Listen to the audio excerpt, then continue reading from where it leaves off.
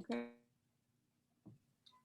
Well, hello, daughter. Hey, Mom. I see we don't have granddaughter today. What's up with that? Oh yeah, we're missing Gen Z. Gen Z. Gen Z is in finals study mode because finals are coming up, but she will be home on the 20th. So we Oh, gave okay. her a pass. We're like, do your thing. We want to see some good grades and whatnot. So even though I told her don't put too much stress on yourself, kiddo, I was like, I always say this: C's get degrees. Exactly. Not to discourage her from really studying or getting it, but she's very hard on herself. Yeah, she is. I used to be that way too, but she is very hard on herself. So I'm like, hey, we don't need you stressing out and losing your mind because of Right. some grades and stuff. But Yeah. yeah, so she'll catch up with us the next go round. But what did you used to say about your grades?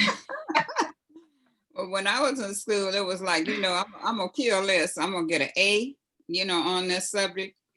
Come 2 weeks in, I was thinking like, a B ain't bad. Lord, about the fourth week, I was like, wait a minute, a C is okay A C is because still they passing. that's passing, and they not gonna be checking to see what grades you got. They just want to see if you got a degree. And then just before finals, when I knew I didn't study enough, I was like, let me check and see if it's a D pass. Oh my God. And then right after finals, I was adding up the points to see what I made, but I did good. I did good. I made no D's, no C's. It was all Say, how many points I get for a D? yeah, yeah. I Uh, was gonna make it out of here. that is so funny. Am I a Gen Xer? You are X, I believe, and she's a Z, or you? Yeah. X and Z. Yeah, yeah. Okay. I'm always like, well, who's a millennial? I think I'm on the cusp of being a Yeah. millennial. But Yes, just before you all. okay. You want to So kick off this week's? I will. Our topic today is materialism and financial literacy in the Black community. Oh, this is a good one. Yeah, I was thinking so too, because recently, in the last maybe 5, 6 years, I've learned so much about financial literacy because I've joined so many different groups. This year, I really learned a lot because I've been in so many classes. What else I got to do? So Right. I've been in a lot of classes with Black women, learning about financial literacy and credit and stuff like that. And just the other day, I was talking with Kimi, and we were talking about the steps of development and growth in children. And I was telling her that there was so much I didn't know. Me being a boomer, there wasn't none of these topics hardly were ever talked about in our community. If they were talked about in the communities, Black communities, where there were educators in the home. They would have been exposed to stuff like that. But just your general Black community, just I guess you would call your blue collar workers or whatever, I don't think a lot of them knew a lot about teaching their children about credit and literacy. But anyway, if that's incorrect, then let me just talk about me. I didn't learn enough when I was growing up to know that that's something I should have been teaching in my family until, like I say, recent years. So now when I do get the information, I do share it because I see how very important it is. And I can see where even though there's systemic racism and we're cut out of a lot of stuff, if we had that information early on, families, specifically my family, I can see where other of my children, besides yourself, could be financially settled or situated in a good position, because I would have taught them about credit, the use of credit, what all that stuff means, how to invest in stocks, how to save where they could get some good dividends, how to pay off their bills and different things like that. I feel like you taught me about like the importance of having really good credit and saving, Good. like paying Yeah. myself first. I Yeah. think Okay. I got that from you. I So probably was in the military. You know, Yeah, you so like, that you was in the got you a early little 90s. check now, my little check, you know. The thing little, you getting you a little regular check now. You better put some of that stuff to the side. Good. I'm glad I did. And now that you said that, that's correct, because in 1992 is when I heard about the African American women on tour. Mm-hmm. So let me give myself credit. It hasn't been within the last Yeah. 5 years. It's been longer, because when I started attending African American women on tour, I met all these fabulous African American women, Black Mm-hmm. women, and they were all up on it. And that's Yep. when I started learning about stocks and investing and things like that. Mm-hmm. And with you being the only one left at home, then yeah, you probably got what I learned. So good. Mm-hmm. I got a lot of self-help stuff. Good. I'm glad to hear you say that then. Okay. Yeah. No, I Good. sure did. So how do you feel? I feel pretty good about it for myself. Okay. There was a time when, like, I think I might still have this a little bit in me, but I feel like I'm in a much better place financially to be able to do this. But Mm-hmm. in the past, like, let's say as far as credit, I never had bad credit. That was the thing. I never had bad credit. Right now, it's almost perfect. Like an 820, So the 825. telephone bill that I put in your name fell off already. Good. When I was 7, no, just kidding. Yeah, when you were 7. Is it Simi making his appearance? Is it? No, I thought it was I seen making his appearance, but it's Yana. She just not getting up at 3:42. That's a second nap? No, this is her first getting up. Wow. I wish stayed up Chipmunk a would little sleep till about 3:15 in the afternoon. I know. I think she stayed up a little later than usual last night. A little tween. She's not really a tween, but kinda, in the Kinda. tween. Yeah. Close. So yeah, I learned the importance of good credit, from you. I also learned you would talk about investing and stuff like that, but never actually invested. You talked about land too. Like, you Yeah. need to get some land. You talked about home ownership. I remember that as a teenager. Oh, cool. And all that stuff. And I remember when you and, like, some of your friends, when we were considering moving out to Mobile, you guys were looking at land and stuff like that. I remember that because I don't know, I was always with you, so Yeah. I just remember buying, you guys buying land, or maybe they bought land, I don't know, but I was like, oh, I'm gonna get me some land one day, I don't know what I would do with the land, but I think it's important to buy some land or whatever. Yeah, it is good because God ain't making no more land. Okay, listen, tell it. So, and home ownership and stuff, I knew you definitely instilled that. And so, as you know, I was 23 when I bought my first house. Yeah. In Marina Valley. And I will say that I heard somebody talking about this many years ago, and they said that is the start to, like, a wealth, to build your wealth, is home ownership. Yeah. And so when I was younger and I was just out in the military, and I have, my veterans benefits and stuff. So I hadn't saved a ton of money to be able to put a whole bunch down or pay all the closing costs, but I took advantage of the veterans benefits that were available to me and, bought a house. And so there was some programs and stuff where they help with closing costs and stuff. It's not too much out of pocket. And so several years later, selling that house, when we sold the house, we made almost $100,000. Awesome. And so we were able to get, have that money, save it. We put some into the kids' accounts and stuff like that. I never had that kind of money ever, So I knew, I was like, another house, please. Because I know we weren't even in that house very long. We rented it for maybe 2 years, I think maybe we stayed in it for 2 years and then rented it for 2 years. But the kicker is, when we sold the house, like 2 or 3 months later was the big financial, the boom, the tanking of the real estate and all that stuff. And that house was worth, like, close to nothing. I was like, oh my God, we got out in good time. The universe loves me.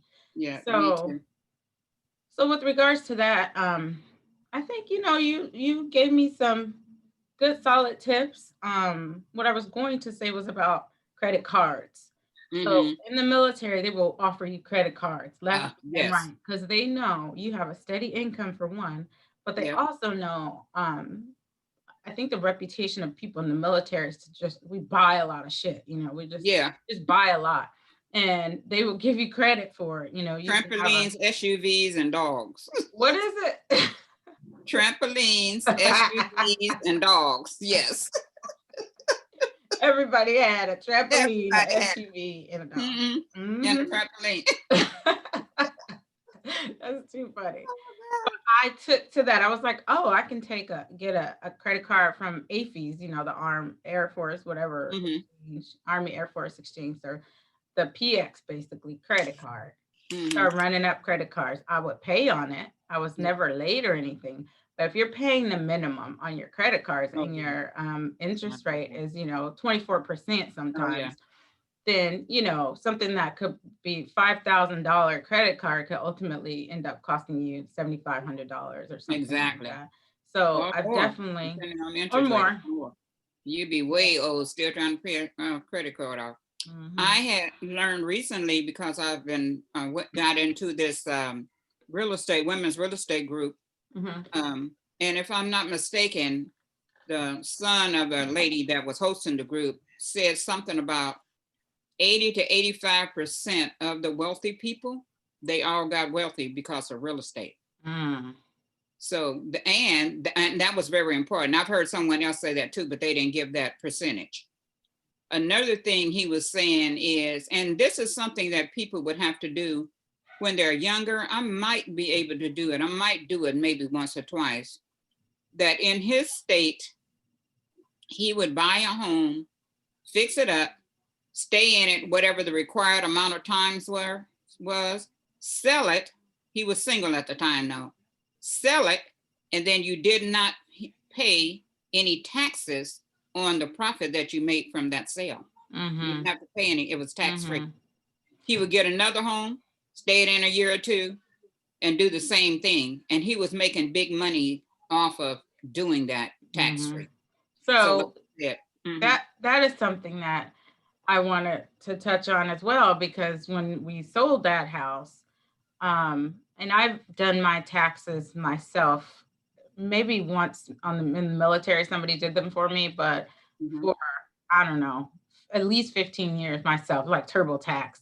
Okay. Except for last year, we hired a tax attorney or CPA or whatever to do our taxes. Well, TurboTax, it's just kind of cut and dry. You just put your stuff in there. You don't have anything, you don't have any like crazy things that can throw you off and you're not sure how to manage it. So, and if you did, it would kind of walk you through it. Well, one year I got a note, I owed the IRS, and I was like, whoa. And it was like something ridiculous, like no, maybe like $8,000.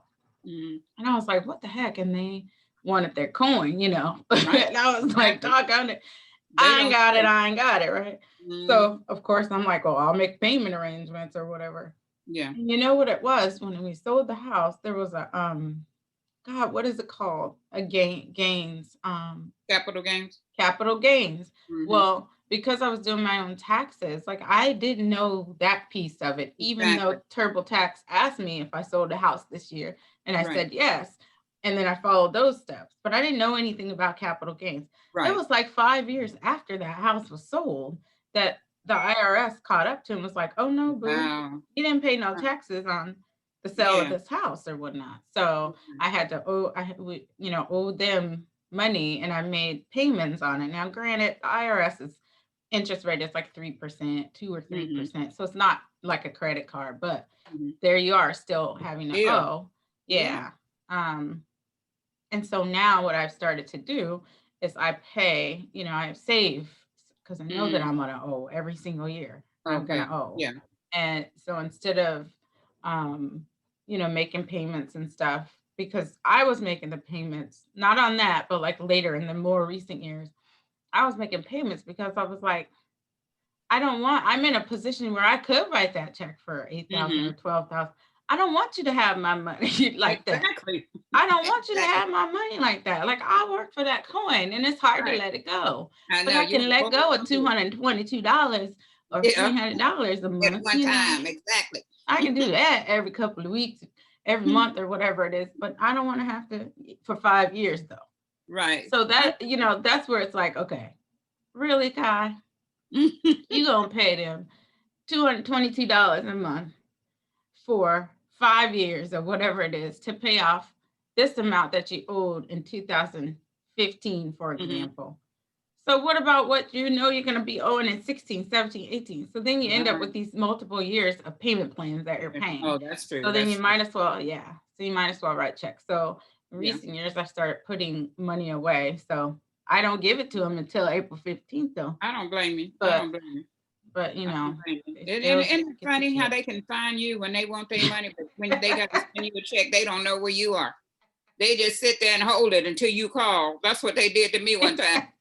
Sit there and held my check. I had $600 with the IRS and they didn't tell me until I called up there to ask a question. Then they said, wait a minute, you know you got a $600 check up here?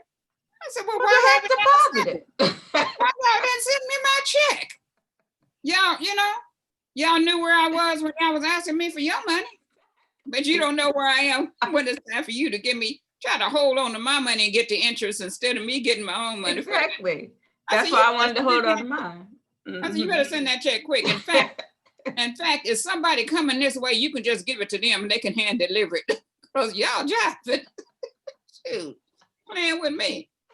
Yeah, that's just crazy. I'm gonna be around this area on Tuesday. Yeah, somebody up in there, somebody lives close by. Shoot, I'll come meet them halfway. Where they live? That is too funny. Give me my money. They will find you. They sure will. So let's talk a little bit about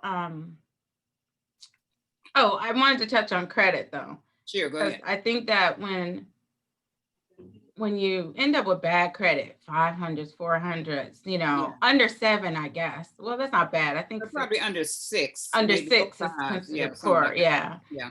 So when you have the bad credit, I think what people maybe they realize it, maybe they don't, but I think, you know, it just increases the interest in, yes, and, you know, or one, it decreases your lending power.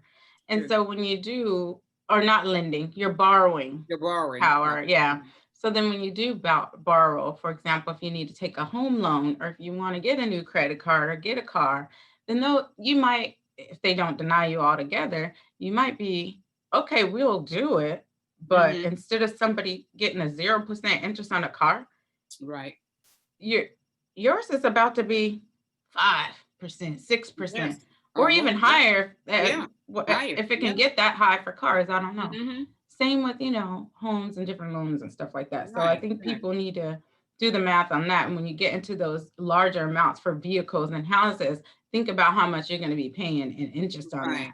Whether whether you're only paying monthly and you might not look at the big picture, but at the end, you're like, wait a minute, this car was, you know, 30 grand, but because of my poor credit, and that's a nice car, but because of my poor credit, now I had to end up paying, you know, 40, 45,000 or whatever it is. I don't know if the math is like that, but. And the car will fall apart before you even get that paid off like that, you know. If you have to put into it in the 4th year. Yeah. If you even qualify for a $30,000 car. Right, oh, true. You won't even qualify for a $30,000 car. That's true. You know, I remember a long time ago going to a car lot and I guess they ran my credit and stuff like that. And it was so bad. They was like, show her what car she can get. You didn't go tell them what car you were. I had no choice. They had 2 parked in the back field. I could get either one of them, but that was it. I didn't have no choice of no color, no make, no model, whether it had tires on it and a horn or nothing, you know. Just, you know, hey, I might have had that was bad credit. I might have had that car 2 months. That's how bad that thing broke down. It was bad. I don't even know if I made it back to the house. It belonged to somebody who worked there, and they was like, I'm trying to get rid of my little hoop. Let's see who's gonna want to get it. Yep, and like she's the best candidate. Go show her them 2 we got over there. Rinse them off and show them to her, so she can see exactly what they look like. See if she like any one of those colors, because that's all we got for her up in here with this one. Shoot. Rinse them off. Oh my God. Tell them we'll get it. Tell her we'll get it running by Tuesday. Yes. They don't even start up. Yeah, that was, you know, sometimes people don't, and you know, sometimes that's the beginning, could be the beginning of your credit if we weren't so trying to be status, you know, have so much status. Because a lot of times we get ourselves in debt because of we're trying to be like Shaniqua and them and stuff. Shaniqua Jones. Shaniqua Jones. Yeah. And we're trying to be like that. They driving, you know, something that we think is wonderful. So we need to keep up with them instead of us just getting something that'll get us back and forth to work that's going to be reliable, so we can pay our bills and save up some money, and then we can get that, you know, that car. And I like this quote that says, sometimes we have to do what others won't do so we can have what others won't have. So, you know, sometimes you just have to like, okay, I'm gonna get me Hyundai, which Hyundais are looking pretty good nowadays. Oh yeah, they got some nice looking things, you know. So sometimes I might have to get a less expensive car that's gonna be reliable for me, rather than me jumping in that BMW real quick, or any kind of BMW, because sometimes people go to the impound and buy those cars, and some like of the them auction. are good. The auction. Oh, okay, yeah. Cars are really good, you know, but you just have to know. You have to know how to check them out and stuff like that. But sometimes people just go for the name, pay all that money for that, and then when the car break down, because they can't afford to, they can't afford to get it fixed, you know. Yeah, I will agree that I think that a lot of, and the Black community status is very important. Yeah. And do you think that's like rooted in just historically not having, and once you get to a certain place and you're able to have something that you want people to know about it, and that's your way of people knowing about it? Look at my car, look at my brands, look at this and that, even though I mean, I don't know what when I say historically, I'm talking way back, you know. I don't mean like, oh, my granddad was poor, but my parents were okay.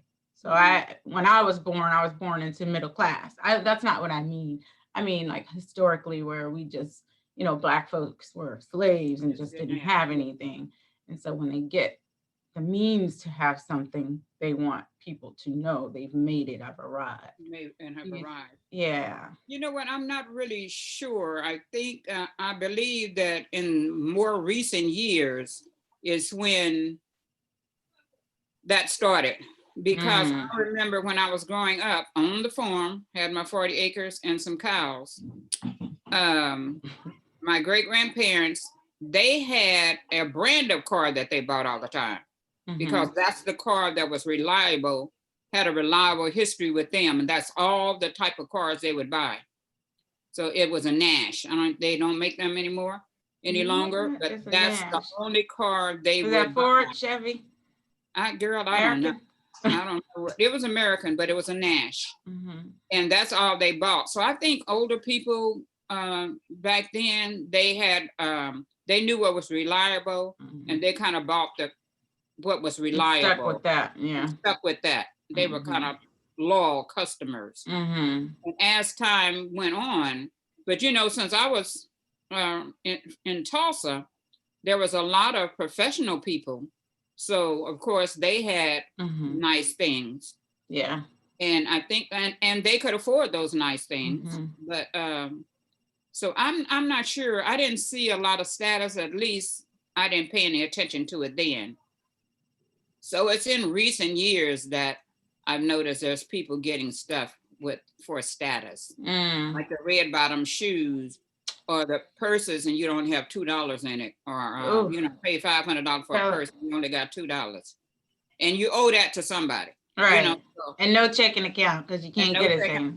Yeah, no checking account. And don't know how to reload your Cash App card and all that kind of stuff. So, reload it's just and I think social media has a lot to do with it too, because they see people putting up somebody else's life, saying it's their life, and they have to mimic that. And not to say there are a lot of people on there that's really their lives and their experiences. I agree. Then there's some people on there that is not their lives, not their experiences, but who can tell the difference if you're a person that wants to keep up with other people? You know, sometimes you just have to say, I can't afford that, but that looks real good. I'm gonna go by and check it out at the store, but I'm gonna leave it right there. And that's your driver then. If that's something that you want, then that's your push.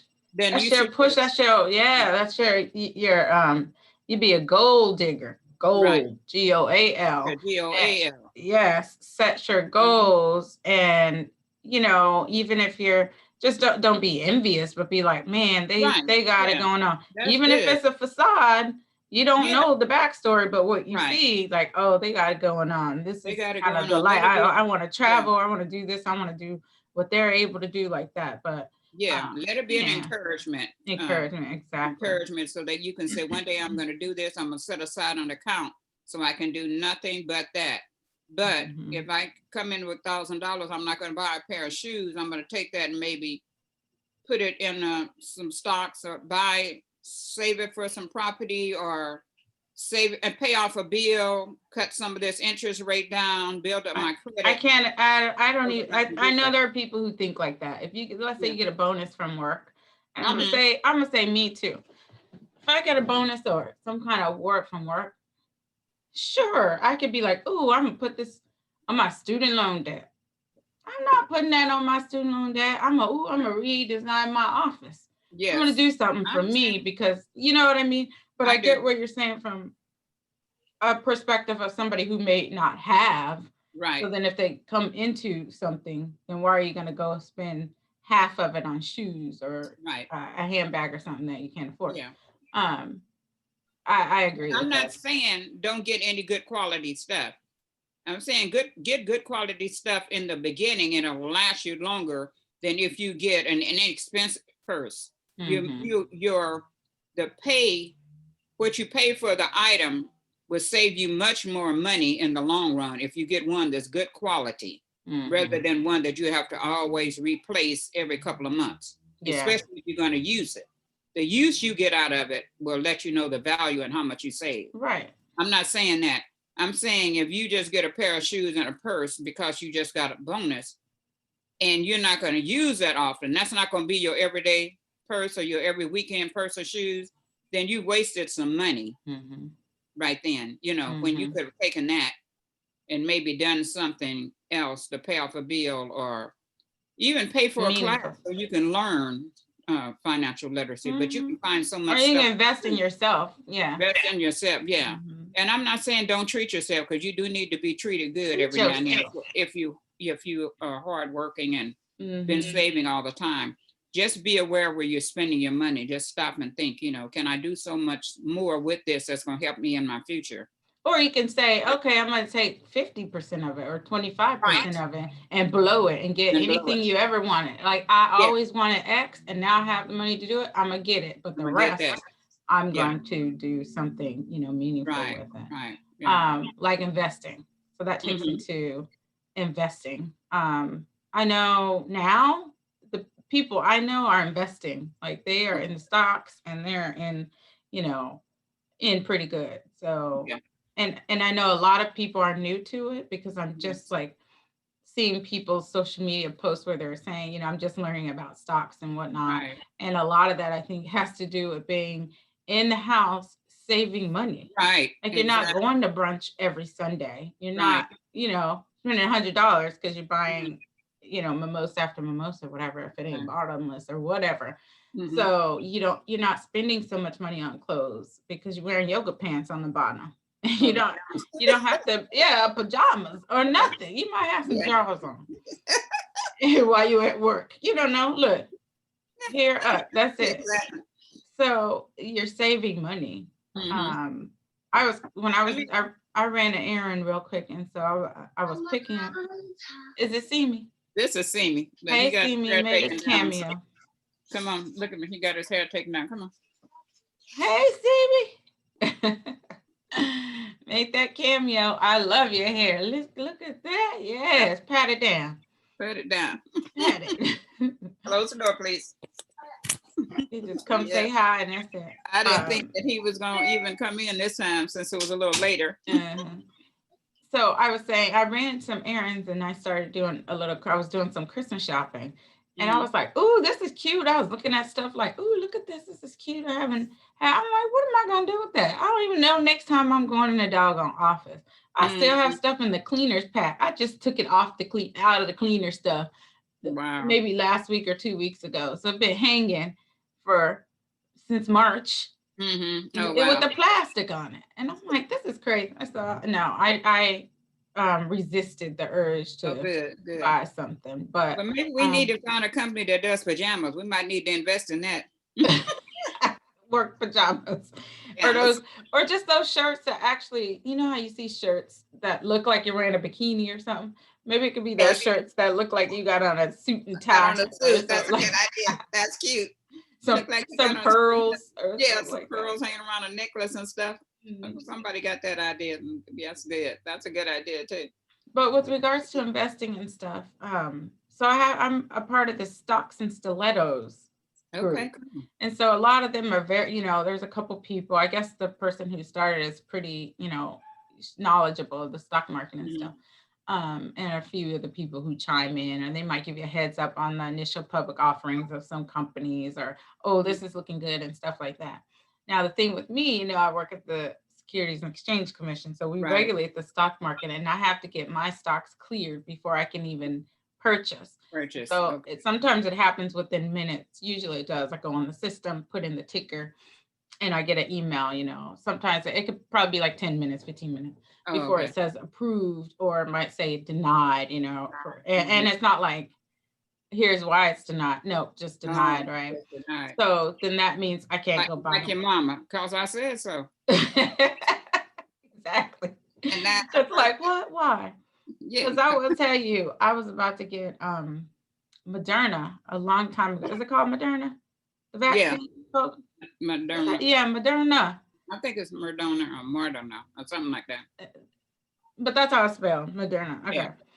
So maybe a couple months ago, I was like, I should probably get, let me go in and get this. I got busy. I didn't clear it, right? But then when I started hearing more about it, maybe 2 weeks later, I was like, oh, shoot, they're getting cleared to use this vaccine that Moderna developed or whatnot. I was like, all right, let me clear it. Denied. Oh, wow. Denied. It was clear. I did clear it initially. I just didn't have the time to go purchase it. I was just busy. So then I wanted to get it, and no, it was a no. And Moderna had jumped up, just skyrocketed. Wow. I want to say it was like $60 when I was looking at it or something. So what about you with investments and things like that in the stock market? I mean, well, I'm so glad that you gave me a Mother's Day. That was a Mother's Day, I believe you gave me that, or my birthday. And so I invested in those things. I think I still have some money left that I did not use. And honestly, I don't even check that, but I want to take time to get back on it so I can do the splits.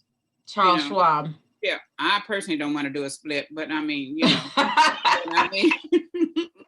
So don't be looking for that to be on 3G. You're not going to a broke leg split. Ma, you said broke leg. Like one day she gonna do the split. Be sure you give us a date so we can get back on there. No, I'm talking about the splits where you can get portions of stocks that you would normally not able to pay for the whole thing. Yeah. So I just leave it alone, but my intentions are to go in there and do that, get those pieces. I haven't done it, but I do plan on doing it. I probably need to go in and do it. I like your glasses, by the way, Mom. Are those new? I just got them yesterday. Those are very cute. I like them a lot. Yeah. So the split is essentially when you can't afford something like Amazon or a Netflix or a Google or something like that, those really expensive shares that are, a couple grand or $1,000, or a Tesla share, then, but maybe you have $500. And so you put the $500 into it. And then the company, if you're using, let's say Charles Schwab, for example, that you can pick like 10 companies might have the top 50 of the S&P, Standard & Poor's 500. They might have the top 50 and you can choose 10 of them. And then you get portions of one share. So that is definitely a good way to get a little piece of, something that's really hot and solid. And then as you earn, you can reinvest those, select to reinvest the dividends and just keep it there. I also think that when you invest, you shouldn't be checking it every day. And you shouldn't invest anything that you can't afford to lose. We're not in it to lose it, but some of those are long term, like let it ride out because that's for retirement or whatever. But if you're playing around in the stock market, there's a lot of people make a lot of money being like day traders and stuff. Yeah, I've heard of that. You know any people like that? I know someone that does options. Is that the same? I don't know. I don't, but she does options. And well, there's a couple of people I know does options. I know she's new, she's getting into it and she's pretty new. But the person that our mutual friend, he's into it and he's been doing quite well with the options. Yeah, so I don't That might be. I don't know exactly what it is, but he's been doing quite well with it. But for me, it's just, it's there. It's there every now and then. I check and see, and I've made a pretty upward, it's moved up some. Oh, that's good. So I'm looking for, I think I might have CVS, so I'm looking for that to move up, especially when this vaccine comes out or whatever, because they have their own little medical. CVS is solid for us. Yeah. Malcolm be coming in here, he'd be like, how's CVS? I'm like, boy, I'm like, you good. That's good. So yeah. And see, and that's good when you learn, that's good to teach your children like you've done and like I attempt to do for you all and my grandchildren. So it's really, really good. So, because sometimes I kind of beat myself up like, man, if I had told them about this, but the thing is, you don't know what you don't know. You didn't know what you didn't know. Yeah. And when you learn it, it's good for you to do it. And I'm hoping that a lot of Black people will become financially literate in stocks and learning about paying their credit off and, and that kind of stuff and how to pay it, what those things represent, how much of your FICO score is your history is looked at, your payment history, your paying on time, your usage of that, all that takes account of your FICO score, because what I learned and what I didn't understand, if you get a credit card and say you are given $1,000 just for low figures, you're not even supposed to use over $300 of that. 30%. 30%.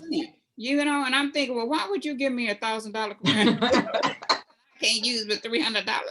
This is you can, but I know I can, but that's gonna look bad on my score. Another thing I'm gonna be writing some letters about is sometimes people have to close their bills to pay them off, and they oftentimes the company will take away the interest, give them 0 interest. They might even split the bill 50% down from what they're paying, giving them the opportunity. I don't know why they didn't offer them that in the beginning. But once you pay that bill off, then that history is closed. And when your history is closed, then your FICO score drops. So you have but if you're somebody who's in your 40s, 50s, whatever, you already have a long credit history. You don't have to worry about things that are prior to 5 years or 20 years ago. If you can have a prior history, you could say you had a credit card and you've had it 20 years, but for some reason now you're financially in distress and you want to continue to pay those credit cards off, even regardless of how long you've had them. You want to now catch up with that bill and pay them off so you won't feel like you're drowning. You call those companies and you say, look, do you have a payback program, a program that will help me? Because right now I lost my job. And they'll say, well, yeah, but you have to close a credit card, because they want to be sure you don't continue to charge. So if you close a credit card and they'll maybe cut a $400 payment down to $200. When they do that, do you have to pay it all then? Or you can still pay payments on it? You can make payments. You'll make those payments. So if you were paying $400, now you're paying $200. If your interest rate was 12, it might go down to 2, or it might go down to 0. So you'll keep paying those payments until you get that bill paid off. Once you get that bill paid off, that's closed. That history is gone. Well, the history is not gone. What do you mean? The history is gone. It comes off your credit? Your payment history is gone. It's not. Oh, your payment history history is gone. But so it'll look favorable on your credit. It'll be like you had this open from this year to this year. You never had a late payment, paid in full. You don't get that history. That history of how long you had what your payments was is now closed.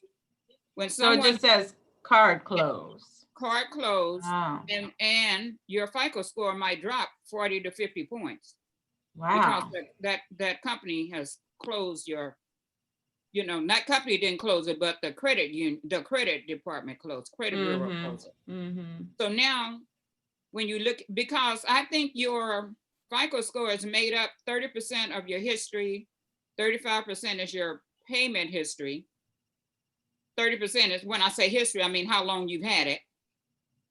And then 10% is your utilization or something like that. Those might be the wrong figures, but it's broke up like that. History, utilization, payment history. And what is FICO what is it? Fair Isaac company, something. Credit organization or something? Fair Isaac something.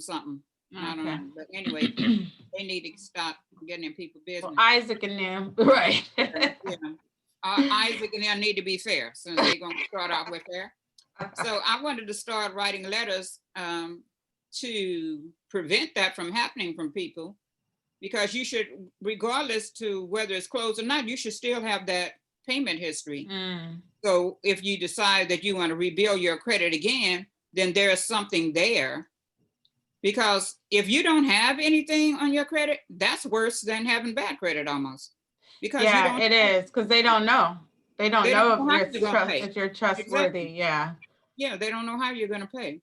One of the things that I get, oh, go ahead, Mom. No, I was going to say, I know we're going over a little longer, but is there anything else you want to add to this? Oh, I did, just real quick, and then you can wrap it up. One of the things that I did to help my kids is that I added them to my credit card. Oh, so yeah. That's something that you could do. Like, even though they're young and whatever, I think Malcolm was probably like 14 when I did it. So Kennedy, Oh, good credit. Or actually a little younger than that, because I had Kennedy on one years ago.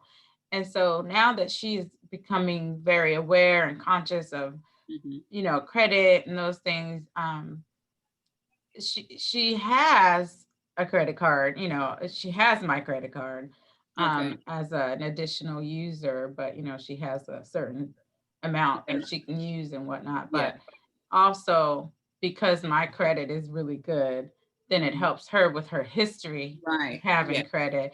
And the same as Malcolm. So Malcolm is 16. By the time he's, old enough to start wanting to get a credit card, or, he probably won't need a credit card. That boy holds on to all of his coins. So he's a saver. Kennedy has just become to be a little bit of a saver, So go ahead. I was going to say, when you go to the college, the credit card people lines up out there too. So he'll be good. Yeah, that's good. So I hope that helps them too. When they go to get, whatever. Yeah, that authorized user can help people a lot. And the one thing that helped me over the years is learning about financial literacy, taking little classes, a lot of free classes, so you don't have to spend a lot of money to learn about financial literacy. And then as a person learns, then they just pass it down. Yeah. And every time they teach somebody else, it just instills it in them more. And I think that's what's going to help the Black community a lot. Financial literacy. Yes, financial literacy. And reparations. We get that, then we'll know what to do with it. And then we'll know exactly what to do with it, instead of just spending generational wealth. Yes, generational wealth is what you want. You want generational wealth. You don't want, now I know I don't. I didn't want you all starting over every time. I wanted you maybe to start where I left off. If I'm on square 10, then you start on square 11. You shouldn't have to go back to square 1 and come all the way back up again. Yeah. And your children can start on square 22 or wherever you got to, and then keep going. Yeah. So we shouldn't have definitely a good analogy. Definitely a good way to look at it. I actually did think of one more thing. What do you think of family susus? So we kind of talked about it before, but I just want to get your take on it. A lot of people, and for, our non-people who are going to watch this, but a lot of people are doing family susus. I think that's rooted like way back. I don't know, maybe if it started in Africa or wherever it started, but essentially it's like a pool of money. There are some Mhm. that seem like pyramid schemes, Mhm. which I'm pretty sure those probably are, but the ones that are with your family, it's not going to be a scheme. So what you do, let's say there's 10 people in your family who want to do it. And of course, the more who join, the more money that's involved. So Mhm. if you all say everybody has to put in $100 a month, for example, and I've heard of these things being at $1,000 a month. I And so have to. I'm going to be more. that's Me a too. lot of money. And Mhm. so each month, whatever you all, like 10 people put in the $100 a month. So then like every month, $1,000 goes to like one of you.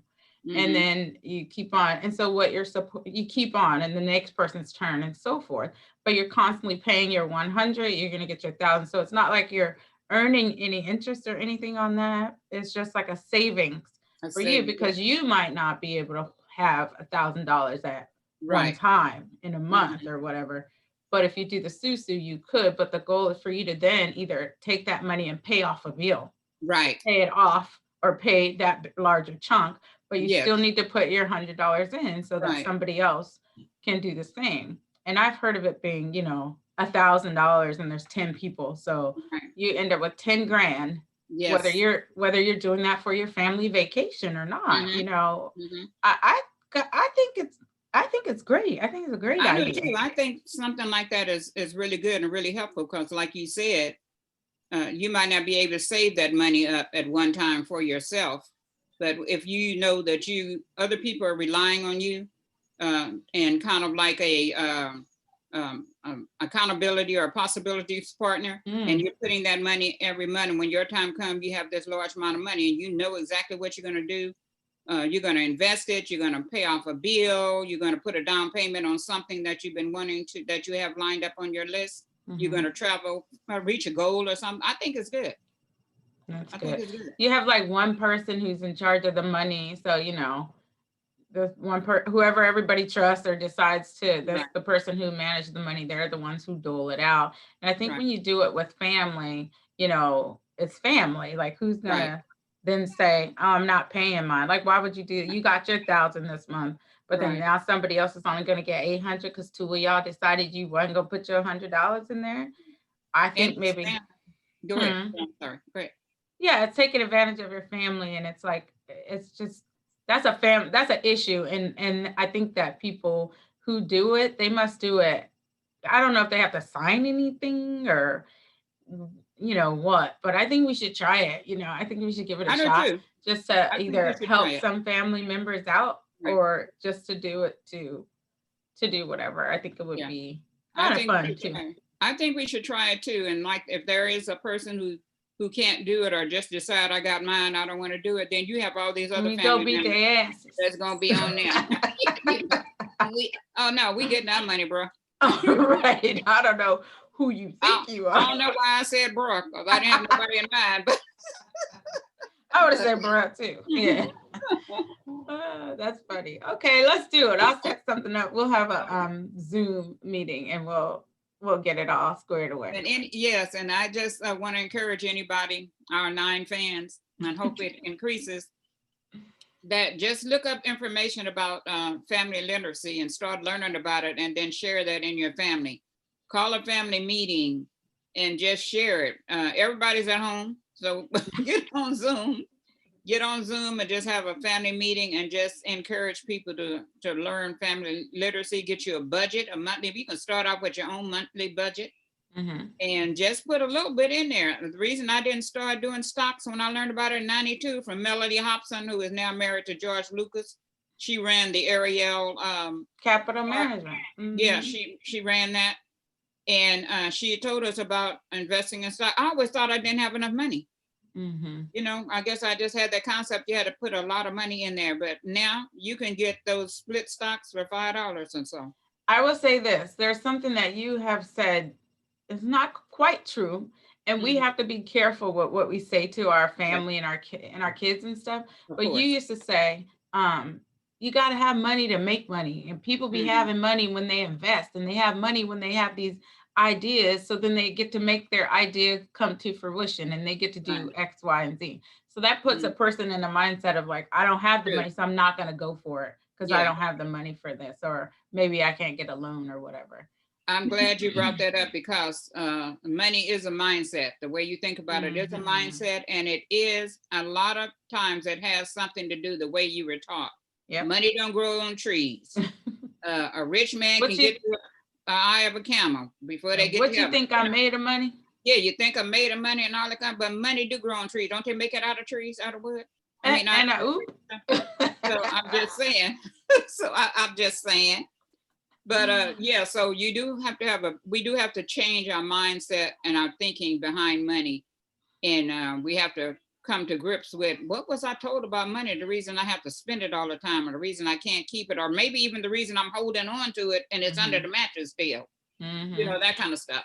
And I think like money can't buy happiness, but I Right. mean it buys you some things that might make you happy. But again, the It gets best so close things to it though. in life aren't things. So you Right. have to keep that in mind. However, we know that money can get you access to Too. things and areas Mhm. that you may not have access to, experiences and such. Yeah. So it's not like, oh, I don't need any money. Yes, you do. Like, Yes, you do. yeah. Money, Some people money gets real close to happiness. Y'all can at least be friends. They can be sitting right by there and by you. You can at least talk to it every now and then. Say, hey, and lean on it every now and lean on it every now and then. So yeah, yeah, I think that if you your mindset, like Millionaire Mind, I think you got me that book a long time yeah. ago and I read that, or maybe it was on your shelf and I just picked it up and read Mhm. it.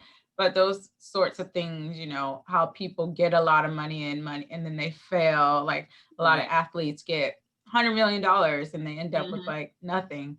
There was Yeah. one athlete, I think that had a lot to do with his mental health, but they saw like his picture was on social media. It's like begging for money on the street. He used to be an NBA player. This was Yeah. recent.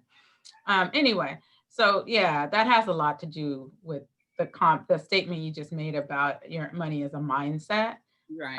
And then how how you manage it and the value you put on it. And I don't mean it's a $5 bill, so it's worth $5, but the Right. value you put on money, the way that you think about money, how you treat people who have money and how you treat Right. people who don't have money. Right. That says a lot. Mhm. And I think you should step aside from money. Money is not who you are, Right. Yeah. Very good. So So that's very all good. I have. Yeah. Yeah. Well, that's good. Good combo. Yeah, good combo. I know we can go into it more and everything, but I think we'll just cut it off right here and just ask everybody to become more financially literate. Yeah. And pass it on. Don't keep it to themselves. Pass it on. Very good. All Thank right. you. Everybody. Bye. Take care, Mom. Love you. Love you. Bye-bye.